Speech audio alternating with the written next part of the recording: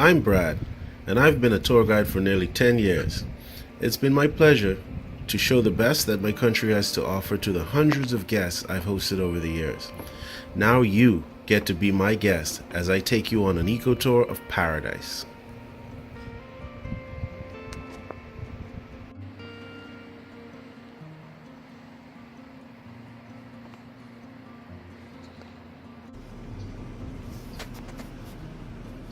Welcome back. Brad here to tell you a little bit about the mangroves. We're at the Lakayan National Park, and there's so much to share about the importance of the mangrove, and this segment is going to feature all of our different types as well as their impact on the environment as well as the animals that are incorporated in such an important environment.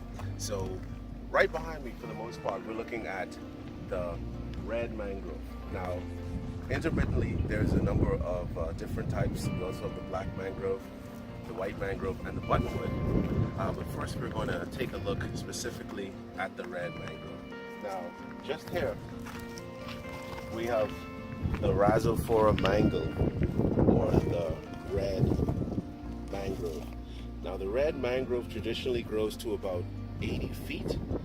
In other parts of the world, places particularly that have more nutrient-rich soil, but in the Bahamas, again, we're made out of limestone. We produce very thin topsoil, so that sort of limits the range and growth that you can find the red mangrove in places like India, for instance. But nonetheless, it's still very significant, and it displays most of the characteristics of red mangroves in other places. And for one, the prop roots is probably the most interesting aspect of the mangroves at first glance. They have very unique roots, and these roots are like looping out of the ground. And this looping nature is by design to actually interlock into one another and form an infrastructure that keeps the mangroves secure in strong winds, bad weather. Now, the root system, the prop roots, they basically stick out of the water and the soil enough to be able to gain oxygen. Now, the mangrove, as we mentioned in earlier segments, is an anoxic environment. There's no oxygen in the soil, so they have to stick out high enough to gain that oxygen through these tiny little nodes we call lenticels.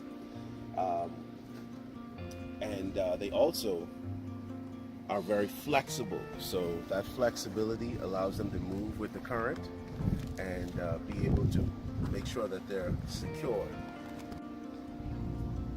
Unlike traditional angiosperms, the red mangrove, and the angiosperm is a flower-bearing type of vegetation. The red mangrove gives birth to live young. Very interesting concept, because basically the baby tree grows on the tree. All right, it doesn't have to drop a seed in soil to germinate. Now that baby tree is known as a propagule. The propagule has the ability to grow up to 14 inches long and fall off the tree, float for a significant distance before it launches itself down and forms an adult tree. Now, the reason this is so important is that mangroves grow traditionally in we call a halophilic environment, a very salt-tolerant environment. So it has to be able to be rigid and tough, and it can float for up to a year before having to lodge itself down and form an adult tree. So its dispersal rating is far greater than the other types of mangroves because of this durability and salt tolerance.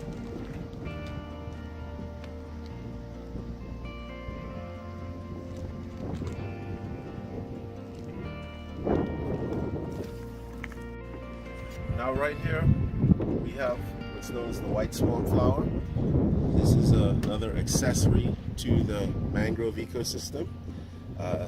This type of vegetation will wrap itself around the mangroves and has a very clingy nature to it. And upon closer examination, the red mangrove is displaying some of its blossoms. Now the red mangrove also has a much larger dispersal rating than the black, the white, and the buttonwood, simply because it bears year-round. Okay, so it's a very fragrant flower with white petals and yellow bracts. And when that flower falls off, then you will have the growth of the propagule. So essentially, this baby tree growing on the tree will get up to 14 inches before it falls off.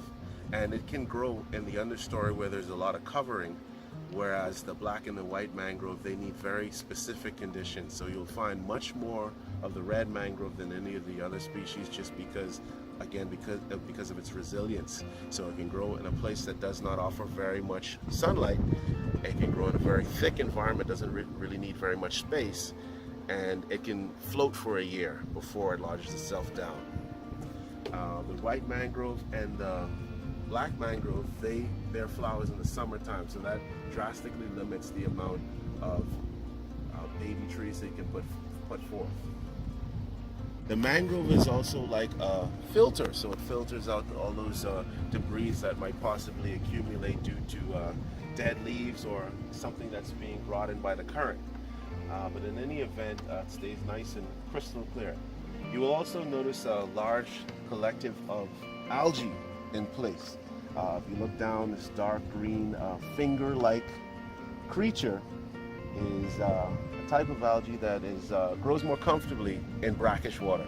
So in our mangrove ecosystems, you'll find that it is brackish. There's a mixture of fresh water being incorporated in it, and that would be due to our cave system. If you took the Bahamas out of the water, we'd look just like Swiss cheese. And that has a lot to do with erosion that's taken place for many, many years prior. And these holes and orifices, these cavities, will ultimately get filled up by fresh water from the rain. So the rain will filter through the limestone, all the acidity will be drawn out of the rain, and then the fresh water will collect on top of the salt water in our caves. Now, in between the fresh and the salt, there's brackish water, which some fish have the ability to transition through at a young age and acclimate their gills to breathing the fresh water. However, once they make this transition, they can only make short trips back into the salt water. So they're practically stuck in the fresh water in the cave systems, and they ultimately go on to form a subspecies of freshwater mangrove snapper.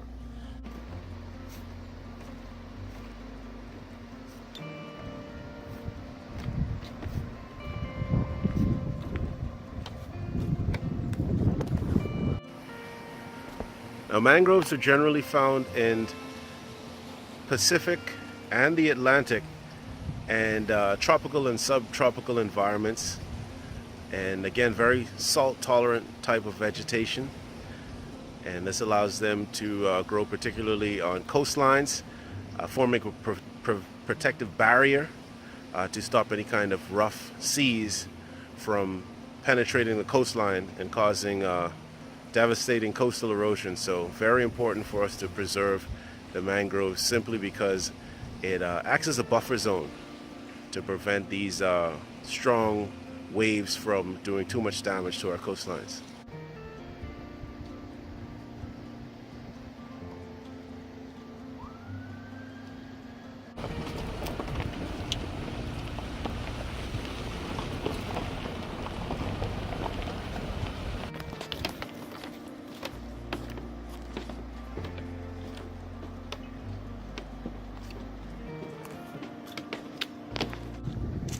I'm glad I got to share this part of my home with you. If you've enjoyed the tour, be sure to click the like button and subscribe. Thanks for watching. Maybe I'll see you on our shore soon.